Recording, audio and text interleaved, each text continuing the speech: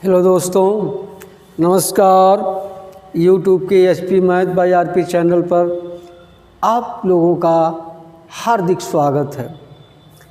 आज हम लोग 8वीं कक्षा के इकाई 17 कार्तीय तल क्या होता है इस पर चर्चा करेंगे। एक उदाहरण सुन लीजिए। आपके घर पर बच्चे होंगे, आप बच्चों से कहते हैं जाइए घर में हमारी एक घड़ी रखी है, उठा लाइए। तो बच्चा पूछता है किस घर में है, तो आपको बताना पड़ता है, संकेत देना पड़ता है टीवी वाले घर में। फिर पूछता है टीवी वाले घर में कहाँ रखा है, तो आपको बताना पड़ता है अलमारी में है। अगर अलमारी में 2-3 खाने हैं तो फिर बताना पड़ता है कि बीच वाले खाने में बाईं तरफ किताब के नीचे रखा गया है। आपको कई निर्देश देने के बाद तब बालक घड़ी लेकर आपके पास आता है। ठीक उसी तरह से किसी तल पर, वो तो घर में रहा, अब किसी तल पर किसी बिंदु को निर्देशित करने के लिए हम कौन कौन से निर्देश देंगे, आज उसी पर अध्ययन करेंगे। तो आइए देखते हैं। हम लोग तमाम खेल खेले होंगे, खेल से परिचित होंगे। अब तो ज़माना बदल गया है, अब इलेक्ट्रॉनिक खेल आ रहा है, बिना पैसे वाला खेल अब धीरे धीरे समाप्त होता जा रहा है। जैसे आप खेल खेले होंगे बचपन में, इस तरह का खेल, इस तरह 4 घर बना करके इसी में गोटी, मिट्टी कंकड़ के टुकड़े रख करके गोटी यहाँ रख करके आप खेलते थे। इसी तरह का एक खेल है, देखिए इस तरह से। इस खेल का नाम सुटुर है। देखिए इसमें 4 घर है, 1 2 3 4, और यह रास्ता है। इसमें 2 गोल बन जाता है, एक गोल इसमें रहता है और एक गोल इसमें। ये सब खेलों से ही इस कार्तीय तल का आविष्कार हुआ है। अब जानते हैं फ्रांस के गणितज्ञ रेनी देकार्ते इस का आविष्कार किए थे। उन्हीं के नाम पर कार्तीय तल रखा गया। अब आइए देखते हैं कार्तीय तल क्या होता है, कहाँ स्थित होता है, कैसे होता है।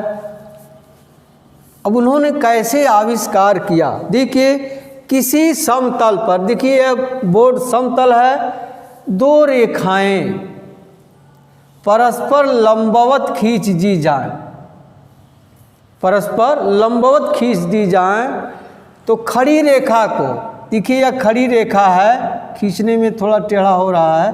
खड़ी रेखा और पड़ी रेखा अगर दोनों परस्पर आपस में काट रही हों तो पड़ी रेखा को x अक्ष कहा गया और खड़ी रेखा को y अक्ष कहा गया।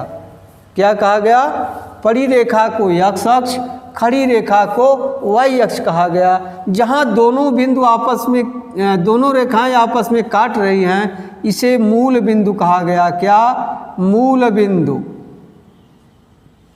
इसे मूल बिंदु कहा गया। इसे O से प्रदर्शित करते हैं। अब आपके मन में जिज्ञासा होगी, इधर तो x अक्ष हो गया, इधर क्या लिखा है? इधर x डैश लिख देते हैं और यहाँ y डैश लिख देते हैं। ठीक, क्या हो गया? जब 2 रेखाएं परस्पर समकोण पर काटती हैं तो खड़ी रेखा को y अक्ष, पड़ी रेखा को x अक्ष, या यूँ कहिए पड़ी रेखा को x अक्ष, खड़ी रेखा को y अक्ष कहते हैं।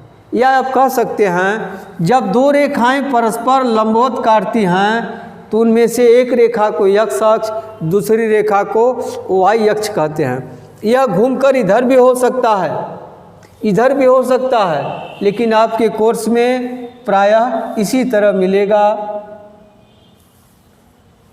जान रहे हैं ना, इसी तरह मिलेगा। अब आपकी स्थिति बतानी है, कोई बिंदु यहाँ है, अब कहाँ है, कैसे मालूम होगा? देखिए यह x अक्ष से ऊपर है, अब कहेंगे, और y अक्ष से दाहिने है। अब कितनी दूरी है ये भी बतानी पड़ेगी, तब ने इसका सही सही निर्देश होगा, आपको पता होगा कहाँ है। तो आइए देखते हैं, यह x अक्ष है, यह y अक्ष है, अब लोग समझ चुके। अब यह कितने अंश का कोण बना रहा है? 90 अंश का समकोण। इसलिए इस सबको, पूरे समूह को, x अक्ष, y अक्ष तथा मूल बिंदु को समकोणिक निर्देशाक्ष कहते हैं। क्या?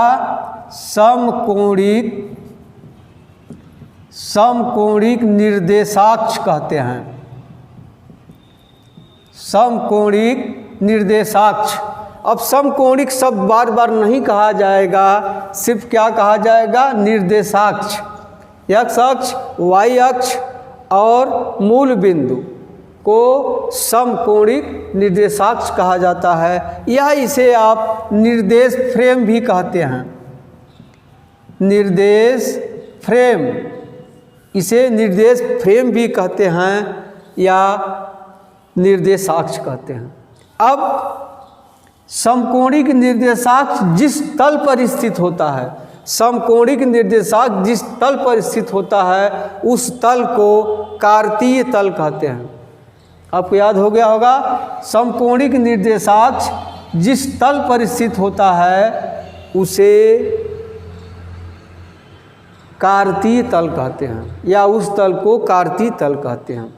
या यूँ कहिए, जिस तल पर निर्देश फ्रेम स्थित होता है उस तल को कार्तीय तल कहते हैं। ठीक है, अब आप समझ गए होंगे। अब जरा देखिए, इसकी स्थिति पता लगानी है, तो देखिए इधर दूरी नापेंगे आप। अब यहाँ से इधर दूरी नापेंगे, यहाँ से इधर नापेंगे, यहाँ से इधर नापेंगे। देखिए यहाँ से इधर नापेंगे, यहाँ से इधर नापेंगे, यही ना है, यहाँ से नापेंगे दूरी। तब जरा ध्यान दीजिए, देखिए x अक्ष है, x अक्ष पर नापी गई दूरी को भुज कहते हैं। क्या कहते हैं? x अक्ष पर नापी गई दूरी को भुज कहते हैं। देखिए भुज क्या होता है? x अक्ष पर नापी गई दूरी को भुज कहते हैं। ध्यान रखिए, x अक्ष पर दूरी नाप, आप कहेंगे हम तो यहाँ से दूरी नाप देंगे, तब तो आप ये भी कह सकते हैं x अक्ष के समानांतर y अक्ष से लंबवत दूरी भुज कहलाती है। ठीक है, या आप लिख सकते हैं x अक्ष के समानांतर y अक्ष से नापी गई दूरी भुज कहलाती है। क्या? x अक्ष के समांतर y अक्ष से नापी गई दूरी भुज कहलाती है। आपको याद हो गया होगा, x अक्ष पर नापी गई दूरी को भुज कहते हैं, या x अक्ष के समानांतर y अक्ष से नापी गई दूरी भुज कहलाती है, भुज कहते हैं। उसी प्रकार देखिए, अब यहाँ से आप नाप दिए, या यहाँ से यहाँ नाप दिए, ये दोनों आपस में बराबर हैं, इसे कोटि कहते हैं। अब देखिए कोटि क्या होता है? कोटि क्या होता है? y अक्ष पर नापी गई दूरी भुज नहीं, कोटि, दूरी कोटि कहलाती है। वाई अक्ष पर नापी गई दूरी कोटि कहलाती है। आपके विचार में अगर हम यहाँ से नापें तो वही चीज़ है वाई अक्ष के समानांतर, या आप लिख सकते हैं वाई अक्ष के समानांतर या समांतर, वाई अक्ष के समानांतर एक्स अक्ष से नापी गई दूरी कोटि कहलाती है, कोटि कहलाती है। ठीक, अब आप जान गए भुज और कोट। एक्स अक्ष पर नापी गई दूरी भुज, वाई अक्ष पर नापी गई दूरी कोटि कहलाती है। ठीक है, अब आपके मन में आया कि अगर हम इधर नापें तो अगर कह दिया गया 5 सेंटीमीटर एक्स अक्ष पर नापिए तो इधर कि इधर पता नहीं, तो आइए देख लेते हैं चिन्ह परिपाटी। क्या? चिन्ह परिपाटी।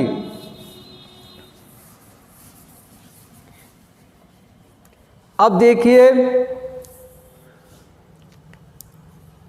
ये दाहिना हाथ है, प्रायः हम सभी लोगों का दाहिना हाथ मजबूत होता है, इक्का दुक्का लोगों को बायां हाथ मजबूत होता है, बाएं हाथ से काम करते हैं, लेकिन प्रायः अधिक दाहिने लोगों का हाथ मजबूत होता है।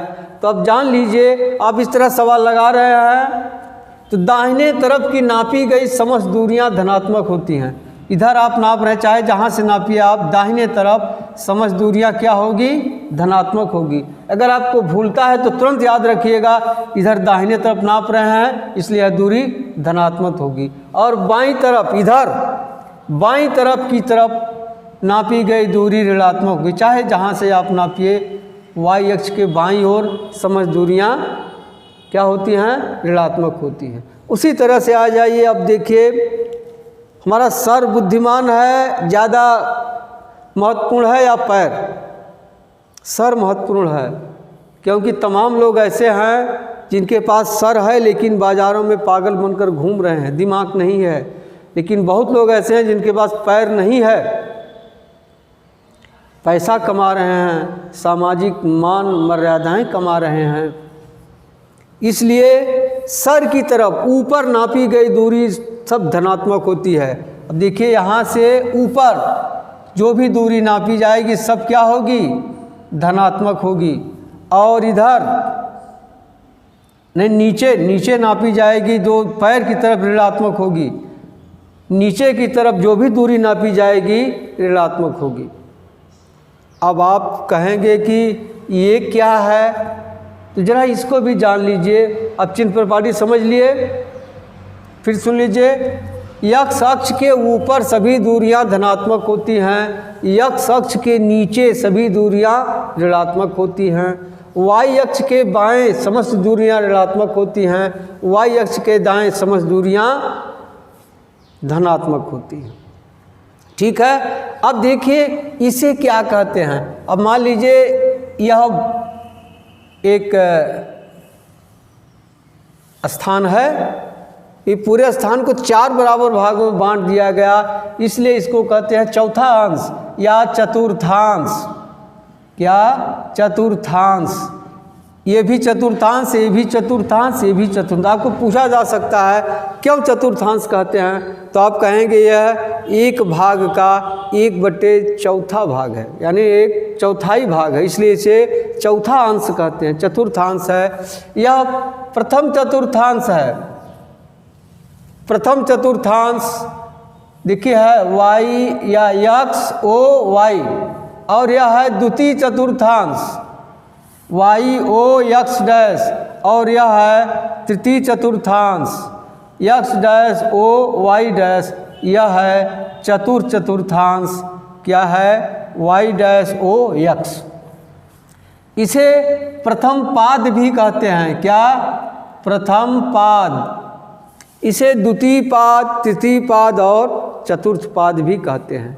अब आइए देख लीजिए, आपके पास 4 घर मिल गए।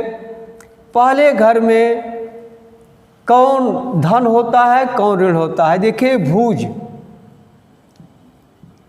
और कोटि, यही ना है।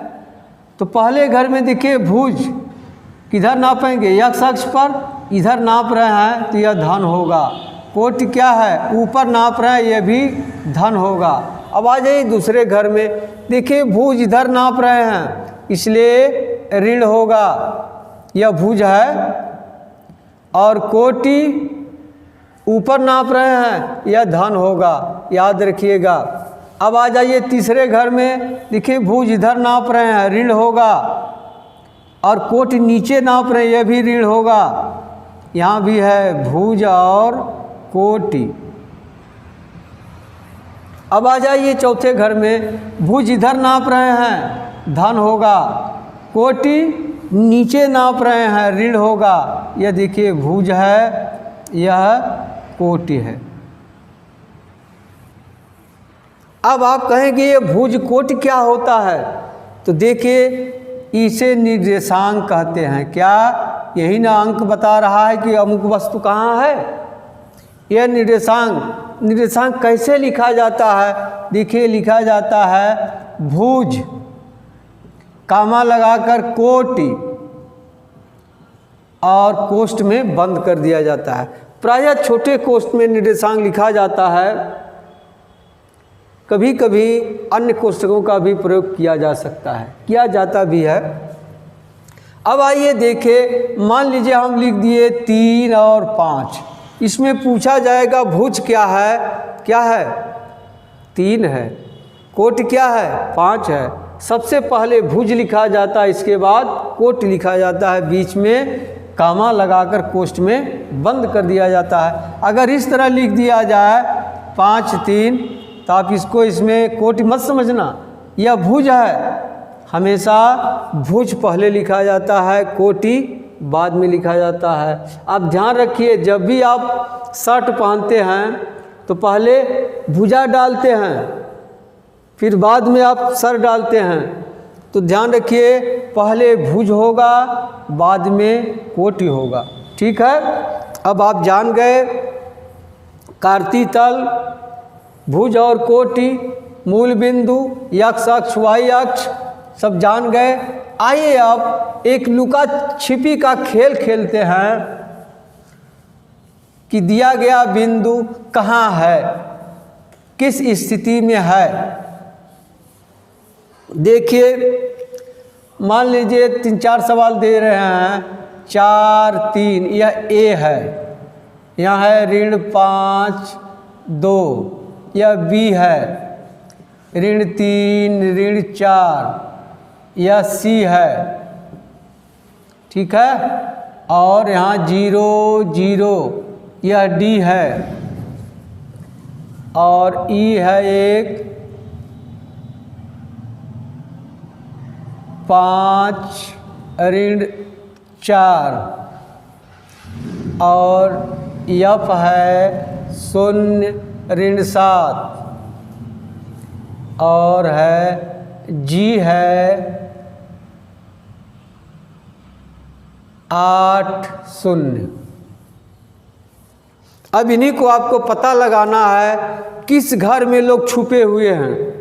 तो आइए देखते हैं, आपको ग्राफ पेपर पर पढ़ना है, ग्राफ पेपर मार्केट मिलेगा, आप ले लीजिएगा।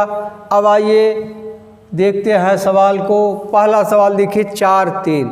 अब 4 3 है, बताइए भुज क्या है, 4 है, धन है कि ऋण है, धन है। किधर नापा जाएगा, दाहिनी तरफ, कहाँ से, मूल बिंदु से। कै खाने, 4 खाने, 1 2 3 4, यहाँ तक आ गए आप। अब यह क्या है, कोटि है। देखिए यहाँ धन छिपा हुआ है, किधर नापा जाएगा, ऊपर की तरफ। कै खाने, 1 2 3। अब इसी के सीध में यहाँ आ जाइए, ये जहाँ दोनों आपस में मिल रहे हैं यही बिंदु हो गया 4 3। अब बताइए किस चतुर्थांश में है यह, तो आप लिख देंगे यह है प्रथम चतुर्थांश में, प्रथम चतुर्थांश, ठीक। अब आ जाइए दूसरा, देखिए ऋण 5 2, ऋण 5 2। पता लगाइए ऋण 5 क्या है, भुज है। किधर नापा जाएगा, बाईं तरफ। अब देखिए 5 खाने, 1 2 3 4 5, यहाँ हो गया ऋण 5। अब 2 क्या है, कोटि है, ऊपर नापा जाएगा 1 2, इसी के सीध में आ जाइए, इसके सीध में, यही बिंदु हो गया ऋण 5 2। यह ए रहा, यह बिंदु बी है। अब बताइए कहाँ है यह, द्वितीय चतुर्थांश में। आप लिख देंगे यह है द्वितीय चतुर्थांश। ठीक, अब आ जाइए तीसरा देखते हैं, सी ऋण 3 ऋण 4, ऋण 3 ऋण 4। देखिए भुज ऋण 3 है, बाईं तरफ 1 2 3 यहाँ होगा, और ऋण 4 कोटि है, नीचे नापा जाएगा 1 2 3 4, यहाँ है। अब इसी के सीध में आ जाइए, यहाँ यह हो गया ऋण 3 ऋण 4। किस घर में है यह, तृतीय चतुर्थांश में है, तो यह हो जाएगा तृतीय चतुर्थांश। ठीक, अब आ जाइए आगे लेते हैं 0 0। अब 0 0, भुज 0 है, कोट भी 0 है, यानी यही है, ना इधर है ना इधर, ना ऊपर नीचे, कहाँ है, यहाँ ही है। तो यह क्या है, मूल बिंदु। कहाँ है, मूल बिंदु। आ जाइए आगे 5 ऋण 4, 5 ऋण 4, 5 ऋण 4। देखिए 5 भुज है, किधर नापा जाएगा, दाहिनी तरफ 1 2 3 4 5, यहाँ हो गया। कोट ऋण है, नीचे नापा जाएगा 1 2 3 4, इसी के सीध में आ जाइए, यहाँ हो गया 5 ऋण 4। यह किस चतुर्थांश में है, चतुर्थ चतुर्थांश में है। किस में है, चतुर्थ चतुर्थांश। ठीक, अब आ जाइए आगे 0 ऋण 7, 0 ऋण 7। देखिए यह कहाँ है, भुज 0 है, तो यही होगा। कोटि ऋण 7 है, नीचे होगा। देखिए 1 2 3 4 5 6 7, यहाँ है। अब दोनों ये यही आएगा, यह होगा 0 ऋण 7। अब बताइए ये कहाँ है, न तीसरे घर में है न चौथे घर में है, कहाँ है, एकदम मेड़ पर है। क्या लिखा जाएगा, यह लिखा जाएगा वाई अक्ष पर, वाई अक्ष पर। लेकिन थोड़ी समस्या होगी, वाई अक्ष पर लिख दिए तो ऊपर है कि नीचे है, नीचे है, इसलिए यहाँ लिख देंगे ऋण वाई अक्ष पर, ज़्यादा अच्छा होगा। अब आ जाइए आगे है 8 0, 8 0। देखिए भुज 8 है, 8 किधर लिखेंगे, 1 2 3 4 5 6 7 8। अब कोट 0 है, यही होगा, यह निर्देशांक क्या होगा 8 0। यह कहाँ स्थित है, देखिए यक्ष अक्ष पर है, तो क्या लिख देंगे, यक्ष अक्ष पर। अब बाएं है कि दाएं है, दाहिने है, तो यहाँ लिख देंगे धन यक्ष अक्ष पर स्थित है। इसी तरह की सवालें मिलेंगी, या आपको सवाल इसी का उल्टा पूछ सकता है, इस तरह से।